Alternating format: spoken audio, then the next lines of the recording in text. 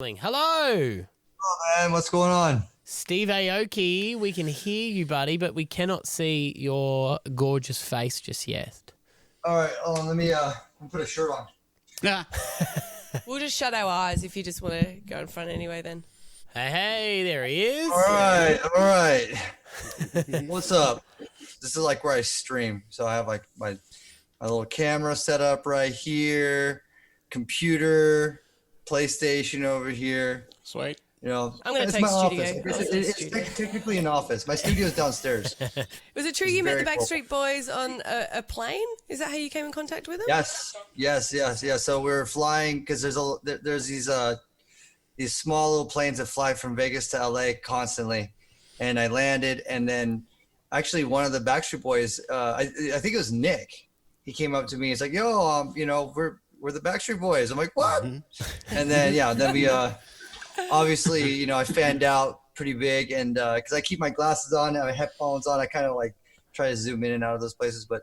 And then we connected, we exchanged numbers, and Nick joined me in my DJ booth in Las Vegas. And I had Backstreet's Back queued up, and I'm like, "Yo, man, I'm gonna give you the mic. You do your thing." He's like, "I'm down." He gets up on the stage and he's singing. Everyone's going crazy because there's no one had any idea that Nick was gonna be. I played Backstreet's Back in my set, but no one had any idea that he was gonna come and sing it. And I was like, "Yo, we have to get in the studio. We got to make this happen for real." And that's when the boys came to my house, and then we started planning the idea of Let It Be Me.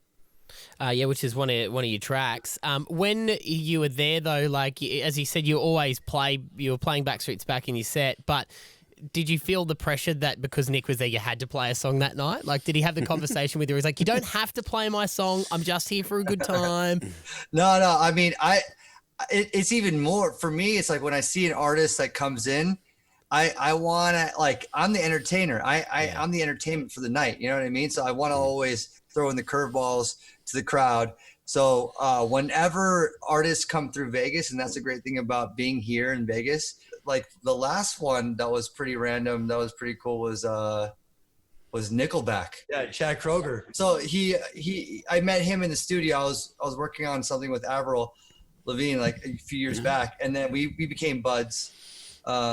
And then he was like, "Yo, I'm coming to Vegas." I'm like, "Yo, come to the show." Didn't tell him I was gonna drop a photograph or like I've never played that in a club. You know what I mean? Like It's not a club track, really, is it? No, but like, yo, he's there. I'm like, I have Chad Kroeger behind me. This is crazy. Those moments are like, I remember them always, Now your documentary that's on Netflix, awesome documentary, I'll Sleep When I'm Dead, shows how flat out you are, and you do like 150 gigs a year. You're constantly moving.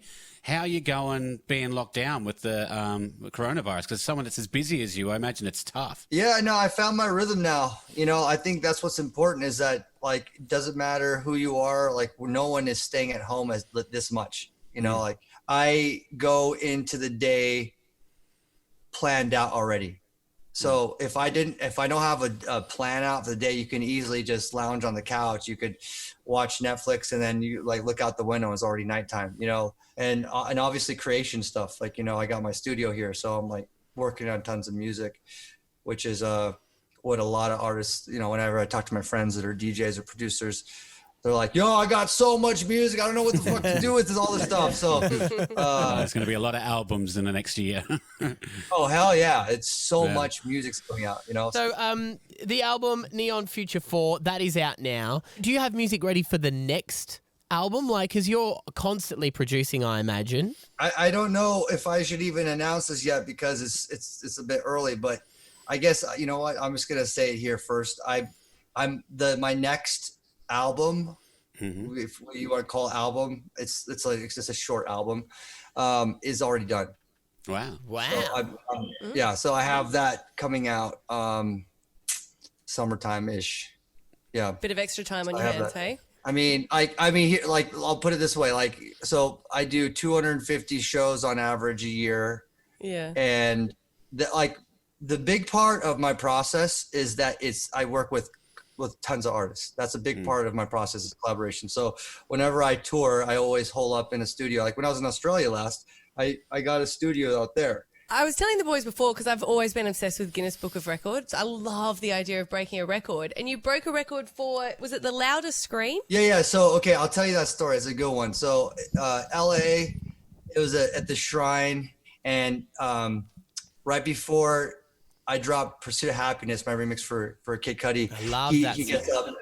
Yeah, so he gets up on stage, and I'm like, all right, we're gonna break a world record right now. We have the Guinness Book of World Records adjudicator on stage to, because he's got to make sure that they have adjudicators there to make sure it's real. And Cudi's gonna be on the right side, I'll be on the left side, and no one can. You can't clap, you can't stomp, and you can't you can only make the scream. If you do anything but the scream, if you clap or you stomp or do any other sound, it's dead. So the hardest part about doing this, honestly, is that people forget. That's just it. That's the only, it's actually, you could scream forever. You could scream for like an hour, but people will forget. So I kept reminding them, like, the only reason why this is going to end is because someone's going to forget and someone's going to clap. And it's just the nature of, like, because you're so excited, you're doing it. So do not clap. Do not do anything else. So, let's break the world record. So we had the clock behind us, and the clock was counting, and Cudi's just like, ah, and I'm like, ah, and everyone's like going mental, and the adjudicator is just like, he's just like listening. His golden ears listening for like anything but the scream. And yeah, we broke the record, but it was like very short. It was only like 2 minutes and 8 seconds or something. Imagine when he gets home. How was work today, honey? Steve Aoki screamed all day. That was pretty much all that happened. We really appreciate you Skyping in and chatting with us this morning. Neon Future 4, it is out now. Steve Aoki, a pleasure, buddy. Keep safe. All right, you too, guys. Thank you. Thanks so much, Thank fam. you. Stav, Abby, and Matt.